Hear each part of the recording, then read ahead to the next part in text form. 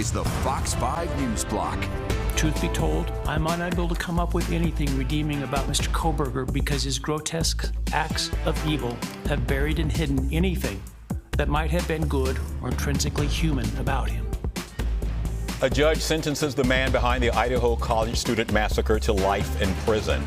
And a Long Island man accused of throwing homemade explosives onto the Williamsburg Bridge subway tracks is now facing federal charges. Good afternoon, everyone. I'm Antoine Lewis. Welcome to the News Block. Those stories in just a moment, but let's take a live look outside where, folks, what you see is what you get. Let's bring in meteorologist Audrey Pointe for a look at our forecast. It is what it is, Audrey. It is, Antoine, and it's another beautiful day across the entire tri-state area. We saw a nice sky cam shot there with lots of blue skies, but a period of times we've seen a lot of cloud cover. Overall, very comfortable with lower dew points across the region and pretty decent temperatures. We're at 81 in Islip right now. It's 81 also in Bridgeport with 80 degrees in White Plains, 78 currently in Central Park, and it's 81 down in Belmar where it is a spectacular beach day. It's all about the dew points. They're very comfortable. Right now, they're mostly in the low 60s to upper 50s. When we see numbers at about 65 or greater, that's when it feels kind of humid and gets to be oppressive when we get into the 70s. We're actually going to get there by the end of the week, so enjoy this nice dry weather pattern while we have it here. Winds are nice and light, too. A little breezy at times, but for the most part, they should stay relatively light for the rest of the afternoon. And not much is happening on the radar. We have mostly dry conditions across the region with a couple of clouds filtering in from time to time. We're going to stay that way throughout much of the northeast. High pressure is in control here, giving us this nice and tranquil weather pattern. But things will be shifting as that high slides to the east over the next couple of days, allowing for hot and humid conditions to return to the region by the end of the week. Not today, though. We're expecting mostly sunny to partly sunny sky as at times. Temperatures will mostly be in the mid-80s for our afternoon highs. Tonight we'll drop back into the 70s, and we'll start to have the humidity begin to build tomorrow, and the heat will return too. I'll have all the details coming up. Antoine? All right, Audrey, thank you. A judge in Idaho handing down 4 life sentences to Brian Kohberger for murdering 4 college students back in 2022. 30-year-old Kohberger pleaded guilty earlier this month in a deal to avoid the death penalty. Kohberger was a graduate student in criminology at nearby Washington State University. Police arrested him in Pennsylvania, where his parents lived, roughly 6 weeks later. Friends and family members of the victims delivered powerful statements during today's sentencing. He is a hollow vessel, something less than human, a body without empathy, without remorse. He chose destruction. He chose evil. He feels nothing. Kohberger told the judge he respectfully declined to speak during today's hearing. Also breaking, a doctor pleading guilty to giving Friends actor Matthew Perry ketamine in the month leading up to his death by overdose. Dr. Salvador Plasencia is the 4th of 5 people charged in connection with Perry's death to enter a guilty plea. He's charged with 4 counts of distribution of ketamine. The doctor originally pleaded not guilty, but changed that plea after prosecutors agreed to drop 3 additional charges, including 2 counts of falsifying records. The remaining charges carry a maximum sentence of 40 years in prison. A Long Island man is accused of making explosives and throwing some off the Williamsburg Bridge onto the subway tracks. Haley Fixler, live for us in Soho, breaking down the very latest. And Haley, we've learned that he allegedly hid some of those bombs. Antoine, yeah, NYPD sources and neighbors tell us that 55-year-old Michael Gann was hiding several of the homemade bombs on the rooftop of this building here behind me on Sullivan Street. Prosecutors say he learned how to make them online. Now, take a look at this. This is video from the rooftop where officials say they found 5 of the explosive devices. You can also see surveillance camera footage showing Gann standing in this exact spot. Now, we spoke with neighbors in the area. They tell us they knew something was going on last month when they saw the FBI and NYPD, but they didn't know how serious it was. Take a listen. They were looking for things on the roof. I mean, they brought out a bunch of stuff. They had their forensic unit here, and they were up and they brought the team down with whatever they recovered. And they asked me for my camera footage. I give them everything. In court documents, we learned officials found Gann and had made numerous internet searches related to bomb making and firearms. And May 30th of this year, they say Gann made a significant number of online purchases, including pounds of chemicals, 200 cardboard tubes, and more than 50 feet of fuses. Prosecutors then say when he first mixed the chemicals in early June, it exploded. Gann then allegedly assembled several IEDs. This 6th IED is the one prosecutors say he threw onto the Williamsburg Bridge subway subway tracks. You can see it here circled in red. It did not go off. Now, when Gann was arrested on June 5th, officials say they found another device on him. They arrested him near these apartments in Soho. Now, earlier that same day, Gann posted this on Instagram. It says, quote, "Who wants to go out to play like no tomorrow?" So here are the charges Gann is now facing. 1 count of attempted destruction of property by means of explosives, 1 count of transportation of explosive materials, and 1 count of unlawful possession of destructive devices. Together, that's a maximum sentence of 40 years in prison if Gann is found guilty. Now, officials say they are just glad that the NYPD and the FBI were able to work together before something tragic happened. Live in Soho, Antoine, back to you. Absolutely. Thank you so much, Haley. After months of speculation, New York Republican Congressman Mike Lawler announcing he won't run for governor, but will seek re-election to his House seat.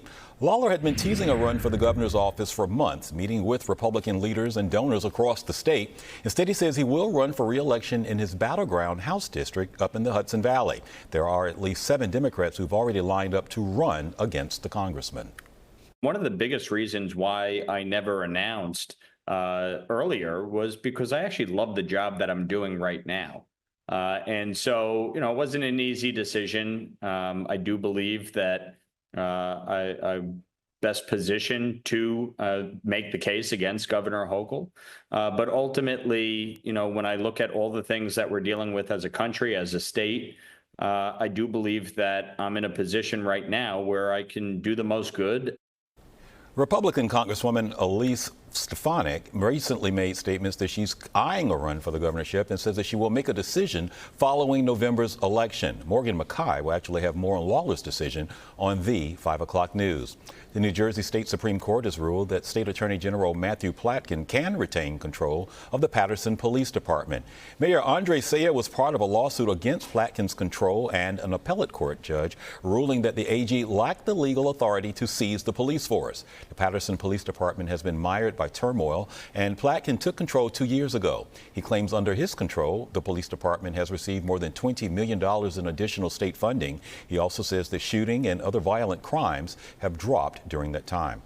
New York Governor Kathy Hochul announcing $36 million have been awarded to local law enforcement agencies across the state to bolster efforts to reduce gun violence. Speaking at the Police Academy at Suffolk County Community College, Hochul touted the state's GIVE program. GIVE stands for Gun-Involved Violence Elimination and provides law enforcement agencies in 28 communities outside of New York City with state funding to curb gun violence. As a result, between 2021 and 2024, shootings in GIVE districts dropped 52%. Long Island in 2024 had the lowest number of shootings in recent recorded history. A local nonprofit says recent cuts under the president's new spending bill will force them to cancel one of their programs. Fox 5's Stephanie Bertini has more.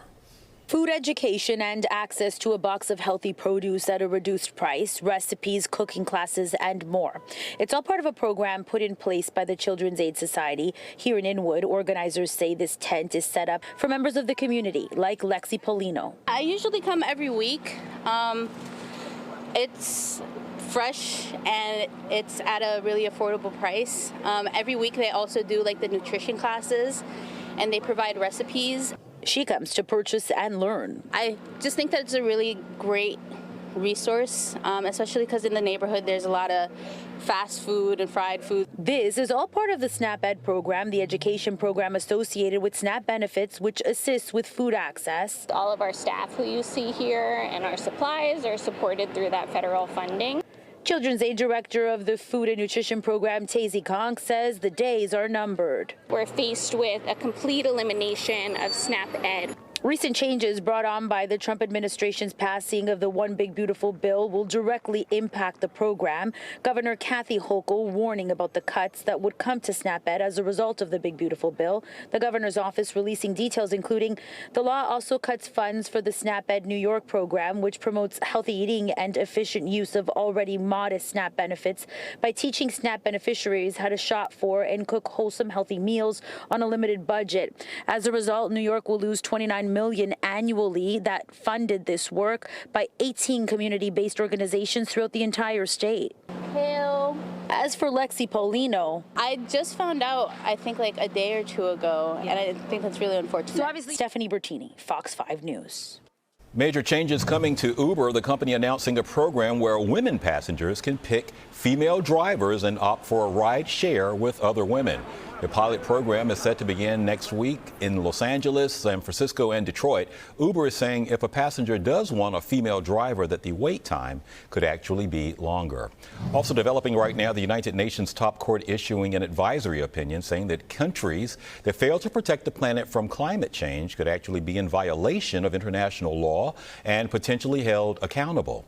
Now, this could open up the doors to nations actually taking one another to court and the possibility of reparations actually being paid. It could also lead to potential domestic lawsuits. The UN court called climate change an existential problem of planetary proportions. All right, let's talk about our climate as we take a look outside. And Audrey, we know that there are some clouds moving through, but what about precipitation? We're going to stay nice and dry, Antoine. It's all courtesy of high pressure, which is dominating our weather for today. So we're in store for a beautiful rest of the day as well as into the evening. Now, tomorrow, we'll generally see a mix of sun and clouds once again. We're expecting another dry day. However, it will be much warmer tomorrow with our highs closing in on 90 degrees in quite a few spots. And that's going to continue for several days as we go into the upcoming weekend. We're also watching a cold front heading in our vicinity. This one's going to help spark off some scattered showers by noontime on Friday. But then in the afternoon, we see showers and thunderstorms firing up. And that's going to be a really hot day with temperatures feeling like the 90s and even close to 100 degrees by then.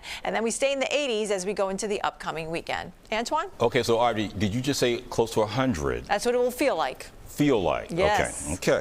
All right. Just double checking. Be cool. Thanks, Audrey. So a New York City pedicab driver getting the surprise of his life when he realized who was riding in the SUV next to him. Check this out. Next time. Nice. You see, we are playing you, man. So the pedicab was blasting Billy Joel's 1976 hit, New York State of Mind, when none other than five-time Grammy Award-winning Billy Joel was revealed to be in the next vehicle. Surprising the driver and his passengers, they got out of the pedicab, walked up to the SUV, and took selfies with the singer. This turned out to be worth the price that the tourists likely paid for that ride. Just couldn't find Stevie Wonder in the back of that SUV, could you? Anyway, that's your news block for now, everybody. I'm Antoine Lewis. Thank you so much for joining us. Tune into the 5 o'clock news on Fox 5 and right here on the Fox Local app for all of the day's news as it develops. We'll, of course, see you back here tomorrow. Stay safe, everybody.